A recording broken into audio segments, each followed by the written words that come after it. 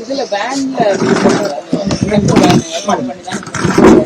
10 பேர்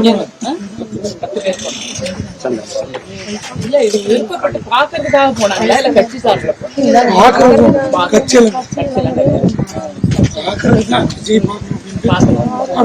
எத்தனை மணிக்கு போனாங்க? 12 மதியானம் 12 மணிக்கு சாப்பாடுலாம் எடுத்துட்டு போயிட்டாங்க. இல்லைங்க ஒண்ணும் இல்ல, போயிட்டு வந்துடலாம் போனாங்க.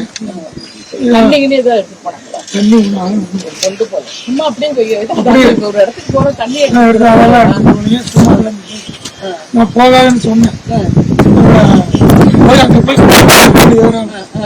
திருப்பி வந்துட்டு சரி தண்ணி குடிச்சுட்டு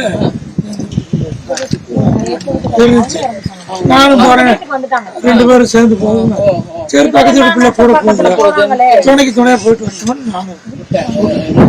இப்ப இவங்க போனாங்க இல்லையா, அங்க கூட்டமா இருக்குன்றத பத்தி உங்க யாருக்கா தகவல் சொன்னாங்களா? யாருமே சொல்லல. அவங்களே போனுங்கன்னு யாரு பக்கத்துல கூட இருக்கவங்க கூட யாரு சொல்லல. எங்க நம்பர்ல உங்களுக்கு தெரியும் சொல்லலதான் கேக்குறேன். தெரிஞ்சிருந்தா கூட போய் கூட கூட்டி வந்துருப்பாங்க.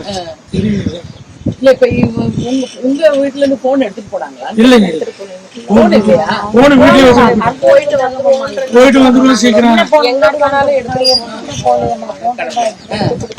நான் கூடவே போவேன், அதனால போன் எடுக்கணும்.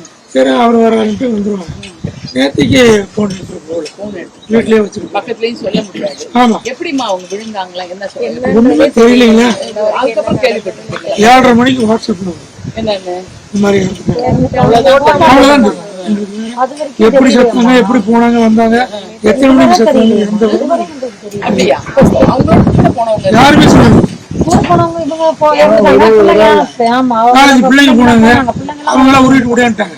அவங்க வயசு பிள்ளைங்க வந்துட்டாங்க. அவங்களே நாங்க கரண்ட் ஆஃப் பண்ணனும் கீழ தான் விழுந்தோம் சொல்லிருப்பாங்க. போலீஸ் தள்ளு முடியல, கரண்ட் ஆஃப் பண்ணனும் விழுந்ததான் சொன்னாங்க. என்ன நடந்ததுன்னு ஃபுல்லாவே தெரியல.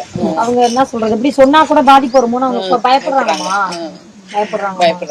நேற்றுக்கெல்லாம் நிறைய பேர் வந்து கேட்டாங்க, அந்த பொண்ணுகிட்டே போய் கேட்டாங்க. இதோ சொன்னாங்கன்னா எப்படிமா என்ன சொல்ல முடியாது அப்படின்னு. அதிர்ச்சி அதிர்ச்சியில அந்த பொண்ணை வெளியே வரல.